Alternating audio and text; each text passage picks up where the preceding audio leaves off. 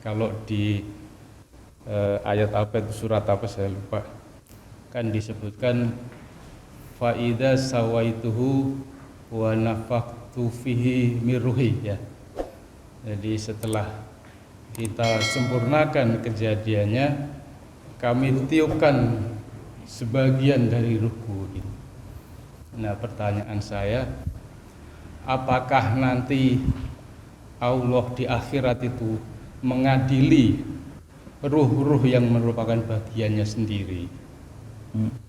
Sementara kalau saya pernah dengar itu ada ulama mengatakan sebetulnya kita ini semua nanti insya Allah masuk surga, cuman melalui proses pembersihan dulu, apa istilahnya tamhis atau apa gitu ya. Nah, ibaratnya seperti apa, anak-anak yang pulang bermain kan kotor belipotan semua, ibunya di rumah memandikan dulu, membersihkan dulu ya, seperti itu. Nah, seperti kita tahu juga kan, Allah itu kasih sayangnya jauh melebihi kasih sayang seorang ibu kepada anaknya. Nah, itu bagaimana itu? Apa memang seperti itu atau ada penjelasan lain? Ya, terima kasih. Ya, terima kasih. Betul, Pak. Nah, ya kalau kita melihat beberapa literatur, misalnya dari beberapa hadis Nabi, dari beberapa keterangan di kitab-kitab tulisan karya para ulama Ahlus Sunnah wal Jamaah, itu yang paling enak kalau kita membaca kitab Daqaiqul Akhbar. Di Daqaiqul Akhbar itu jelas menjelaskan tentang proses ketika kita mati, ketika di dalam alam kubur, ketika di yaumil mahsyar dikumpulkan, ketika kita dipanggil oleh Nabi Muhammad SAW di yaumil mahsyar dan seterusnya. Tapi bisa saya simpulkan begini, Pak. Jadi manusia itu ketika semenjak dicabut nyawanya, meninggalkan dunia ini, kemudian semuanya akan masuk ke dalam alam yang bernama alam barzakh. Siapapun, mau dia rasul, mau dia nabi, mau dia wali, mau dia orang Islam beriman, ataupun orang kafir, non muslim ya. Kafirnya kafir teologi ya. Kafir teologi ya. Itu masuk ke alam antara alam dunia dengan alam akhirat. Itu namanya alam barzakh. Nah, kita menyebutnya dengan alam kubur gitu. Nah, sampai kapan kita tinggal di alam kubur? Sampai terjadinya kiamat. Kiamat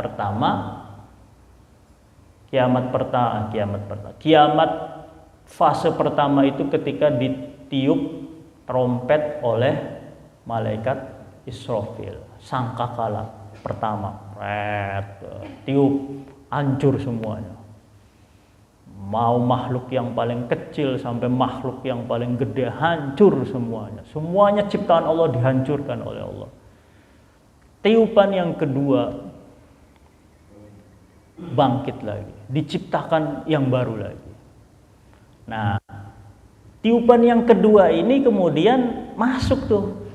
Kita yang tadinya di alam barzakh, yang tadinya di alam kubur, masuk ke fase berikutnya, ke kehidupan berikutnya, yaitu kehidupan akhirat. Tapi kehidupan akhirat juga ada fasenya juga, Pak. Nanti manusia dikumpulkan dalam satu lapangan yang bernama mahsyar. Bumi itu bentuknya rata semuanya. Kalau sekarang kita enak, bumi itu ada yang di atas, ada yang di bawah, ada lembah, ada gunung, kan begitu. Nanti kalau di yaumil mahsyar, bumi bentuknya rata. Bentuknya sudah beda, tidak seperti ketika di alam dunia. Rata semuanya, manusia dikumpulkan. dalam satu tempat dari zaman Nabi Adam sampai manusia terakhir hidup ketika di akhir zaman. Nah, kumpulkan semua gitu. Nah, kalau orang kafir, orang yang sudah tidak mengakui Allah dan Rasulullah, mereka nggak bakal dihisab lagi, Pak. Langsung otomatis masuk neraka. Kalau mau menghisap apanya? Mau mereka nggak punya amal. Amal baiknya tertolak. Tertolak karena apa? Ideologinya sudah berbeda. Ideologinya menolak. Ideologi itu apa? Mereka tidak meyakini Allah sebagai Tuhan. Ya sudah. Semua amal baiknya lenyap. Tidak diakui oleh Allah. Tidak diakui oleh Allah. Sama seperti kemarin saya bahas di masjid kan. Syarat orang berpuasa salah satunya adalah Islam. Ada pertanyaan, gimana kalau orang non muslim ikut puasa? Ya nggak dapat pahala. Kita puasa, ada misalnya kasus artis, laki-lakinya Islam, perempuannya agama lain. Terus si laki-laki puasa, si perempuan yang jadi istrinya menghormati si laki-laki, ikut puasa, ikut sahur, ikut buka puasa. Dia ikut puasa. Terus gimana katanya? Ya nggak dapat pahala. Wong syarat orang berpuasa harus Islam. Yang dapat pahalanya ya yang laki-laki yang beragama Islam. Nah, ketika nanti dia yaumil mahsyar, yang orang non muslim langsung masuk neraka. Nah, ini dalam perspektif kalangan ulama Islam. Nah, nih ini yang pertama, golongan pertama langsung masuk neraka. Ada golongan kedua, yaitu golongan orang-orang Islam, orang-orang yang menerima syariat Islam dari semenjak Nabi Adam, umatnya Nabi Nuh, Nabi Hud, Nabi Soleh, Nabi Ibrahim, terus Nabi Isa, Nabi Muhammad. Nah, dikumpulkan orang Islam jadi banyak, dipanggil satu-satu oleh Allah. Si A maju, dihitung amalnya, hitung dari semenjak dia balik. Pertama kali balik di umur berapa misalnya laki-laki, pokoknya laki-laki pertama kali dia keluar sperma itulah balik. Kalau perempuan pertama kali dia keluar darah haid itulah dia balik. Kalau belum pernah keluar sperma sampai umur 15, berarti umur 15 itulah pertama kali dia balik. Begitu juga si perempuan. Belum pernah keluar darah haid sampai umur 15, berarti umur 15 itulah pertama kali dia balik. Dari semenjak pertama kali balik dihisab. Setiap detik apa yang dia dapat dihisab, dihitung. Kamu saya kasih rezeki hari ini segini, untuk apa? Dibelanjakan untuk apa? Saya kasih kamu rezeki hari ini jam segini, menit segini, detik segini, 100.000. Kamu gunakan untuk apa 100.000? Wah, satu orang saja itu lamanya minta ampun. Kamu punya pisau, digunakan untuk apa pisau ini? Tuh. Makanya Pak, orang yang banyak hartanya, orang kaya, itu masuk surganya lebih lama. Karena apa? Dihisabnya lebih lama. Yang ngomong siapa? Yang ngomong Nabi. Makanya Nabi selalu berdoa, Pak, ya Allah jadikanlah saya orang fakir. Bapak berani ikut doanya Nabi Muhammad? Nabi Muhammad berdoa jadikanlah saya orang fakir. Diikuti doanya oleh Umar bin Khattab. Bapak kalau pernah nonton film Omar, doanya Umar. Saya kalau melihat doa ini, ya Allah, Nabi dan Umar itu nggak mau ya jadi orang kaya. Kalau kita doanya kebalikannya, jadikanlah saya orang yang kaya. Gitu. Nabi jadikanlah saya orang yang fakir. Apa? Karena nggak mau dihisab lama-lama. Oh, jadi ada prosesnya, Pak. Orang yang kedua yaitu orang yang beriman dihisab dulu. Nah, orang yang menunggu hisab itu gak tahan. Karena apa? Begitu panasnya. Konon katanya seluruh manusia dari semenjak Nabi Adam sampai manusia terakhir itu tingginya sama semua, Pak. Yang dulu lahirnya pendek jadi tinggi, yang dulu lahirnya tinggi ya sama sih. Sama semuanya. Jarak antara matahari dengan kepala manusia itu cuma 1 jengkal. Nah, dalam salah satu riwayat begitu ya, 1 jengkal. Gimana nggak panas, Pak? Mungkin kita ratusan ribu kilometer saja matahari di sini panasnya minta ampun. Nanti besok di yaumil mahsyar 1 jengkal. Yang bisa menaungi manusia dari matahari hanya amalnya. Kalau amalnya banyak, ya bisa menaungi dari panasnya. Bahkan konon ada cerita, orang dia tenggelam oleh keringatnya sendiri. Itu dikarenakan panasnya matahari pada yaumil mahsyar, dan dia tidak memiliki amal untuk melindungi dirinya dari panasnya terik matahari yaumil mahsyar. Tenggelam, keringatnya kebanyakan, kelep ya dengan keringatnya sendiri karena nggak punya amal. Wah, tersiksa dia, lontang lantung, apalagi umatnya Nabi zaman akhir, lontang lantung. Nah, karena tersiksa akhirnya apa? Grudu, semuanya pergi ke Nabi Adam. Ya Nabi Allah, wahai Nabi Allah, engkau adalah bapak kami, engkau adalah kakek moyang kami. Berilah kami pertolongan agar supaya kita enggak lontang lantung di yaumil mahsyar. Beri kami syafaat. Kata Nabi Adam, enggak bisa saya ngasih syafaat ke kamu. Walaupun saya ini adalah kakek kamu, saya enggak bisa ngasih syafaat. Allah enggak memberi saya otoritas. Tidak memberikan kuasa kepada saya untuk memberikan syafaat kamu. Kenapa? Saya pernah berbuat dosa ke Allah. Boro-boro mikirin kamu, mikirin saya aja saya susah. Saya pernah berbuat dosa ke Allah. Kenapa? Disuruh jangan mendekati pohon huldi, saya mendekati, bahkan saya memakan buah huldi. Apa saya nggak pusing memikirkan dosa saya sendiri? Boro-boro mikirin dosa kalian. Pergi lagi ke Nabi Nuh alaihissalam. Ya Nabi Allah Nuh, engkau adalah seorang nabi, seorang utusan Allah. Berilah kami syafaat. Kata Nabi Nuh, nggak bisa. Boro-boro mikirin kamu, boro-boro ngasih syafaat ke kamu, ngasih syafaat saya aja nggak bisa. Kenapa? Saya pernah berbuat dosa. Saya pernah mendoakan umat saya agar supaya diberi azab. Nggak bisa. Ruduk lagi ke Nabi Ibrahim. Nabi Ibrahim menolak lagi, nggak bisa, saya nggak diberi wewenang untuk ngasih syafaat. Saya pernah berdosa, memikirkan dosa saya aja pusing.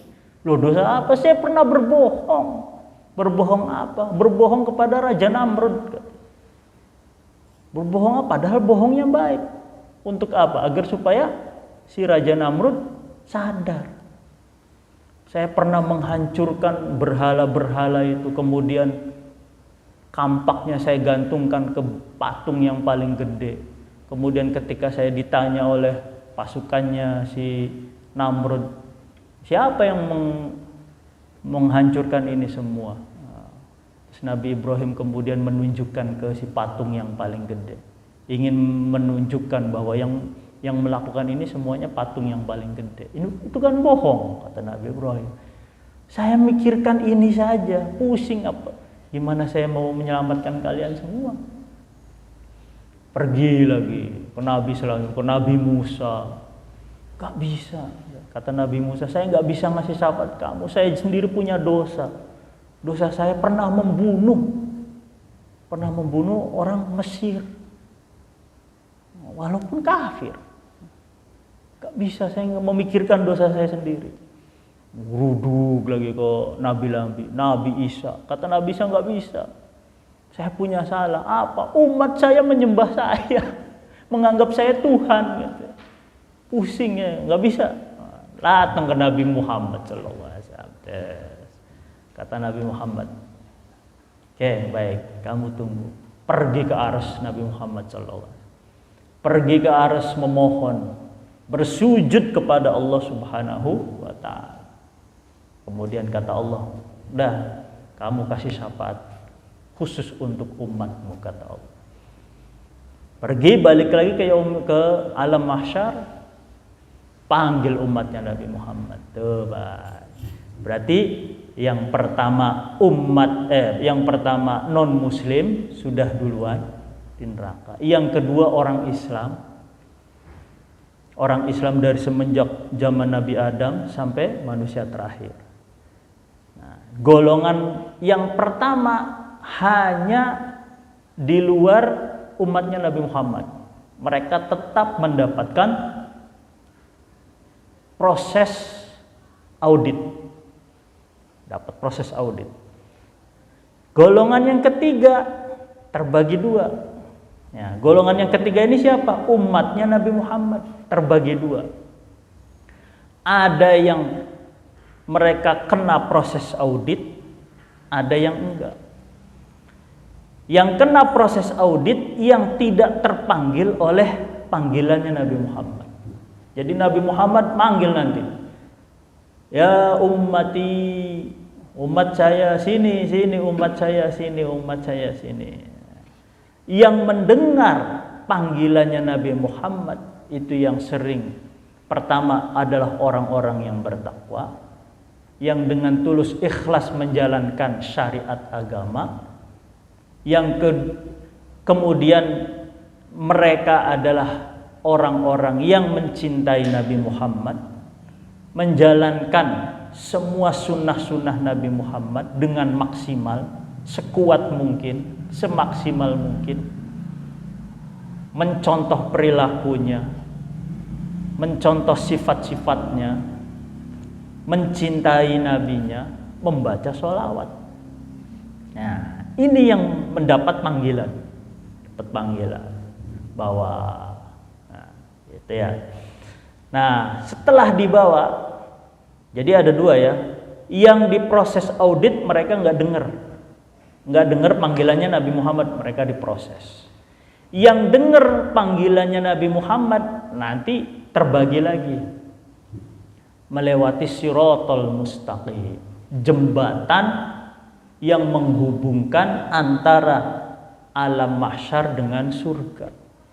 Nanti kata Nabi Muhammad, "Ikut saya." Nabi Muhammad melewati siratal mustaqim, di belakangnya umatnya. Umatnya nanti terbagi jadi dua. Yang amaliyahnya mendapatkan ridho Allah Subhanahu wa ta'ala dan mendapatkan ampunan, semuanya diampuni dosa-dosanya oleh Allah, langsung bisa melewati siratal mustaqim, langsung sampai surga. Ya, tapi macam-macam. Ada yang secepat kilat, setengah detik nyampe. Ada yang 1 menit nyampenya, ada yang 1 jam nyampenya, ada yang sehari nyampe, ada yang 100 tahun nyampe. Bersusah payah dia dari awal start di jembatan, susah payah, tapi ujung-ujungnya selamat juga. 100 tahun di bawah jembatan itu neraka. Di bawah jembatan itu neraka. Ada yang 100 tahun, ada yang 1000 tahun, ada yang cuma sebulan, ada yang seminggu, nyampe juga. Alhamdulillah nyampe. Tapi ada orang Islam yang gak selamat, baru selangkah jatuh, di bawahnya neraka. 10 langkah jatuh. Ada yang udah seharian jalan, tahu-tahu jatuh di tengah. Ada yang 100 tahun jatuh di tengah. Ada yang selangkah lagi jatuh. Tergantung amaliyah dan mendapatkan ampunan dari Allah. Tergantung. Makanya apa? Orang-orang yang jatuh dari jembatan Siratal Mustaqim masuk ke neraka itu untuk apa? Untuk dicuci dulu. Dicuci amaliyahnya. Amaliyah kotornya, dosa-dosanya dicuci. Ada yang sehari dicuci, ada yang 10 tahun, ada yang 100 tahun, ada yang 1.000.000 tahun. Nauzubillah min dzalik. Oh, tergantung amaliyahnya. Tergantung amaliyahnya. Ya. Tapi orang-orang yang diampuni oleh Allah sudah diampuni, nggak punya salah sosial, nggak punya salah vertikal, nggak punya salah horizontal. Diampuni semuanya oleh Allah, udah langsung masuk surga. Ya. Yang benar-benar dapat syafaat dari Nabi Muhammad zahiran wa batinan, enak. Jadi kita tidak hanya mengandalkan syafaat Nabi Muhammad saja untuk memasuki surga. Kita pun harus berusaha semaksimal mungkin untuk membersihkan dari segala dosa-dosa. Kan begitu. Nah, itu prosesnya begitu. Baik. Itu jawaban dari saya.